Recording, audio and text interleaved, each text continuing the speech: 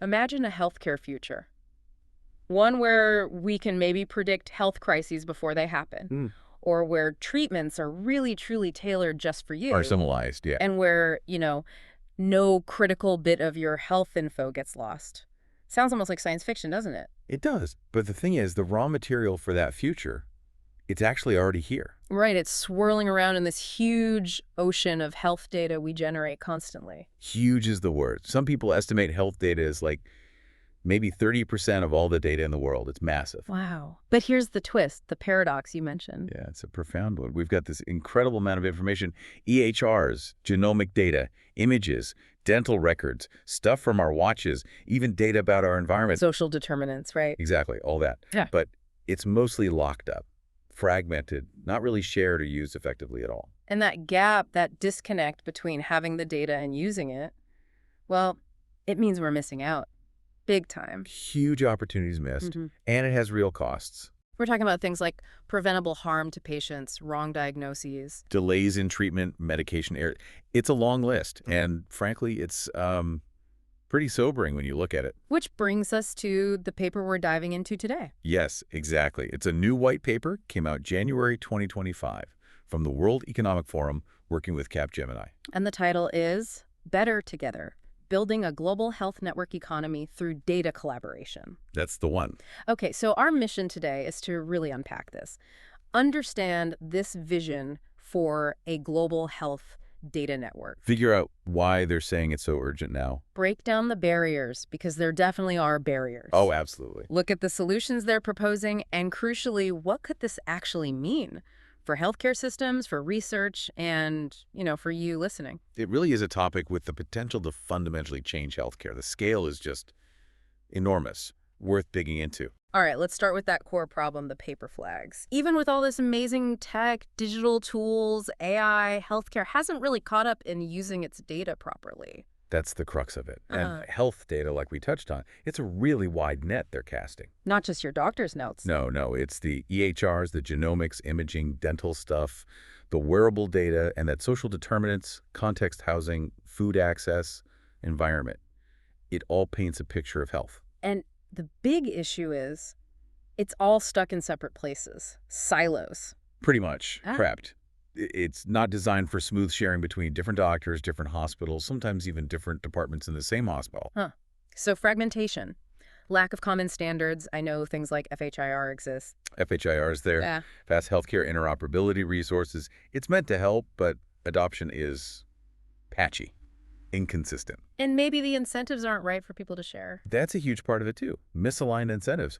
Why share if there's no clear benefit or if it feels risky? And this isn't just theoretical. It has real, sometimes tragic impacts on patients. Absolutely. The paper points out some really stark numbers. Over half of the harm that happens in healthcare settings considered preventable. Wow, over half. And a lot of that, the wrong diagnoses, the treatment delays, medication mix-ups, often comes down to not having the complete, accurate patient picture right when it's needed.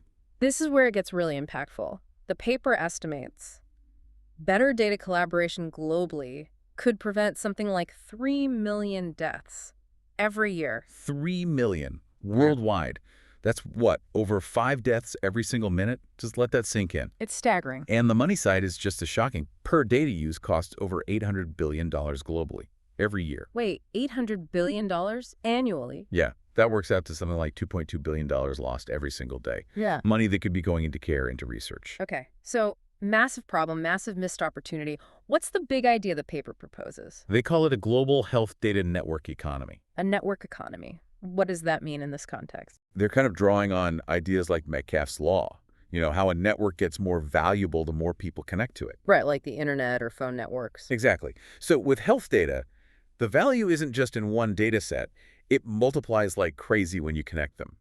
When more people, more organizations contribute data and can access the insights from the whole pool. So it's an ecosystem, providers, patients, pharma, tech companies, governments, researchers, everyone collaborating. That's the vision. An interconnected system where everyone can share information securely and responsibly. The goal being unlock the value hidden in all that data. Unlock it and maximize it.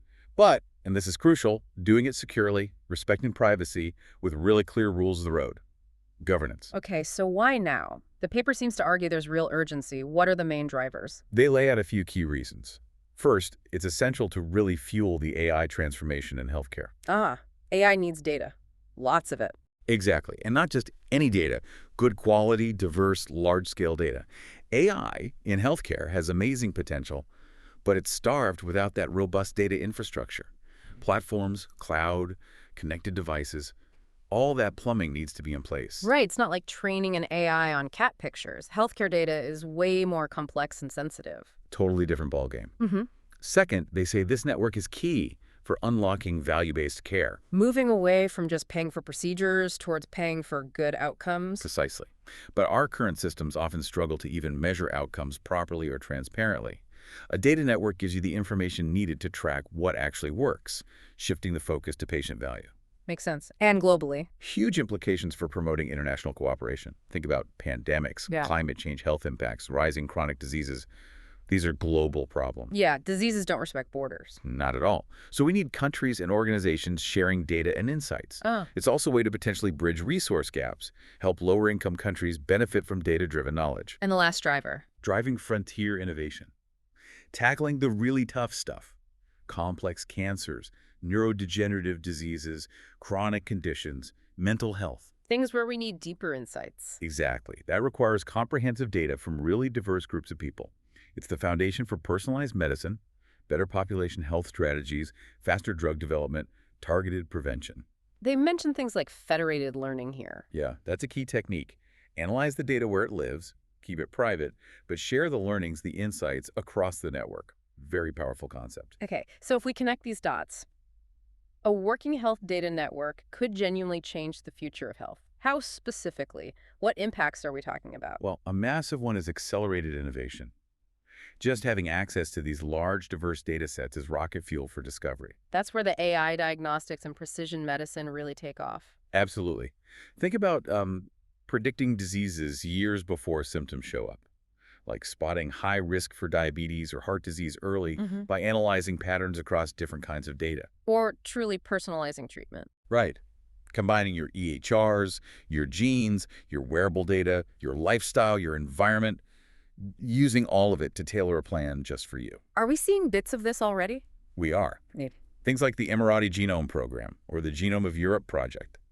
They're using big population genomic data, linking it with health records to understand disease risks and develop targeted interventions for their specific populations. What about just making the day-to-day experience of getting care better? That's another huge piece. Improved healthcare delivery and efficiency. Imagine your doctor having instant real-time access to your complete health record. No matter where you got care before. Different hospitals, specialists. Even across borders, potentially. Think about how much time that saves. Fewer repeated tests, less paperwork for doctors and nurses. Less tracing down faxes. Hopefully. Right. And crucially, much better patient safety. If everyone involved has the full picture, you cut down on medical errors, catch drug interactions or allergies faster. Yeah. It's just safer. And beyond the individual patient, public health. Transforms public health capabilities. We could monitor disease outbreaks or health trends in near real time using combined data sources, not waiting weeks for reports. Predictive analytics, right, like using clinical data, lab results, social data to forecast where the next hotspot might be. Exactly that, which lets you create truly evidence-based public health policies tailored to specific areas or groups. And allocate resources better, like getting supplies or staff where they're most needed. Especially in low-resource settings, yes. And the paper really emphasizes building equity in from the start, making sure data from underserved areas is collected and used to benefit those communities too. Does this also open doors for businesses? Research. Oh, absolutely. It fosters whole new innovative business models, creates incentives for data exchange between pharma, researchers, tech companies. Like making drug development faster or cheaper. Yeah. Potentially, yeah. Using real-world data collected over time, maybe remotely, could speed up safety monitoring, help validate if a drug works faster, potentially cutting down those massive drug development timelines and costs. Figures from $300 million up to $3 billion per drug are often cited. So you get insights from the real world, not just controlled trials. Precisely. And it massively enhances medical research, too. Aggregating diverse data lets researchers spot subtle links, understand diseases better, maybe even design more successful clinical trials. There's talk about moving towards more open, collaborative research databases. And we see digital health apps using this kind of thing already. For sure. Things like the artificial pancreas for diabetes management, or watches detecting irregular heart rhythms like AFib, or patterns suggesting sleep apnea, using that personal data plus medical knowledge. Okay, this vision it's powerful, life-saving even, but obviously we're not there yet. What are the roadblocks? The paper talks about enablers and challenges. Yeah, they list 8 key enablers, things that need to be in place, like standardization and interoperability, clear data rights and governance, helpful regulations, trust in the data itself, cultural change, showing the value in sharing, privacy and security, and the right infrastructure. Wow, that's quite a list. Where did the group behind the paper suggest starting? Which are the biggest hurdles right now? They highlighted 4 to really mobilize around first, seeing them as foundational. Number 1, cultural mindset change. This sounds big. It is big. It's about getting past this default mode of hoarding data because of worries about competition or privacy screw-ups, or maybe looking bad if the data shows problems. Shifting from my data to our collective data. Kinda, yeah. Fostering a culture where sharing data for the common good is the norm, not the exception, needs bold leadership. Okay, what's second? Clearly showing the value in data sharing. Organizations need to see real, tangible benefits, better outcomes, cost savings, operational wins to make the effort worthwhile. Clear use cases are key. Makes sense. Need the what's in it for me. Third, Establishing clear data rights and governance. Who owns what? How can data be used? What are the rules? Needs a transparent framework. And they stress the public sector's role here in setting standards. right, setting the playing field. And fourth, Tackling standardization and interoperability head-on. That fragmentation is a huge technical wall. So aligning on standards like FHIR, pushing for adoption. Again, public sector leadership is seen as vital. they mention Estonia's X-Road as an example. Yeah, it often comes up. A system allowing secure, standardized data exchange across different government and private sector databases, including health, shows it can be done with the right technical and policy mix. And overarching all of this, there's one element the paper calls the cornerstone. Trust. Absolutely fundamental. Without trust between institutions, trust in the tech security, and critically, trust from patients that their data is safe and used ethically, the whole thing falls apart. So building trust frameworks enables everything else. It enables the collaboration, drives innovation, encourages people to share data, helps manage crises better, and ultimately sustains the network's growth. It's everything. Okay, so challenges identified. Trust is key. How does the WEF paper suggest we actually start building this? They talk about an activator network. Right. The Activator Network is their proposed how-to. The idea is to launch concrete projects, initiatives that actually demonstrate how these building blocks, the governance, the standards, the trust models, can work in the real world to speed up collaboration. So these activators are like coalitions working locally. Exactly. Multi-stakeholder groups, government, healthcare tech, patients working together at a regional or national level. They focus on specific local healthcare challenges. Using the expertise of the wider WEF initiative. Yeah, leveraging that network. And the hope is that these activators, while focused locally, will eventually connect, share what they learn, and kind of amplify the impact globally. The focus is on using existing tools and standards where possible, not reinventing wheels. Can we make this more concrete? The paper has examples, right? Any that really illustrate this. Definitely. One good example is C4IR Telangana in India. C4IR is Center for the Fourth Industrial Revolution. Government-led. Yes, government-led, focused on integrating health and welfare services. They have this one state, one card project, a digital health card. Aimed at tackling that fragmentation for citizens. Exactly, giving people consolidated access to their health info and services. It helps create better records, reduces duplicate tests, and gives public health folks better data. They found higher rates of certain diseases in the pilot just by having better data visibility. Interesting. What about a different approach? Maybe more patient-focused. The Health Outcomes Observatory, or HR, is a great example of that. It's very patient-centric and has a unique data governance setup. How does it work? They use digital tools to capture what patients themselves report, quality of life, symptoms, creating a common language between patients and doctors about what outcomes matter. And the data governance part. This is really neat. They set up observatories, which act as independent health data trusts. Well, like guardians of the data. Exactly. Independent fiduciaries. This allows secure analysis of pooled, anonymized data for research and learning. But crucially, the patients stay in control, deciding how their data gets used. Hmm. Builds huge trust. They're active in Europe, focusing on diabetes, IBD, cancer. That independent trust model seems like a really smart way to handle the privacy concerns. It really does.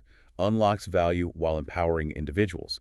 Another example showing data integration is from Henry Schein. Ah, the dental solutions provider. Right. Their project is about integrating oral health data into general electronic health records. Because oral health connects to overall health. Absolutely. There are strong links between things like gum disease or cavities and conditions like heart disease or diabetes. Putting dental data into the main EHR gives a much more complete, holistic view of the patient. Better care. Makes total sense. And one more, maybe on the tech side. The Mayo Clinic platform collaboration with Google Cloud in the US is a good one. They're focused on secure, federated data sharing. Federated meaning the data doesn't move. Exactly. Using Google Cloud infrastructure, FHIR standards, APIs. But the core idea is federated learning. You train AI models on data that stays put, decentralized, within each institution. Preserves privacy, but still lets you learn from the combined data. Precisely.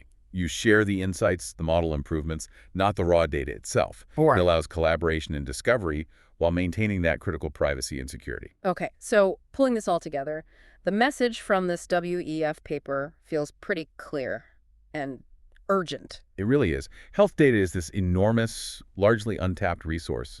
And building this global health data network economy based on trust, standards, governance, real collaboration isn't just a nice to have. The paper argues it's essential for transforming healthcare this century. And the potential benefits are just huge. Preventing millions of deaths, saving billions of dollars, speeding up innovation, improving public health for everybody. But it won't happen on its own. It needs everyone pulling together: governments, providers, tech companies, researchers, and crucially, patients feeling safe and empowered to participate. We have to break down these silos. And the argument is the time to really push on this, build that trust, tackle these foundational challenges together is right now to create a healthcare system that's smarter, more efficient, and fairer. So maybe the thought to leave you with is this. If getting this right really could save millions of lives and billions of dollars every year, what needs to happen next? Beyond the tech and the policy, what needs to happen in your community, or even for you personally, to build the trust needed for you and your own health data to become part of this future network? That's a critical question for all of us. Thank you so much for joining us for this deep dive into the future of health data.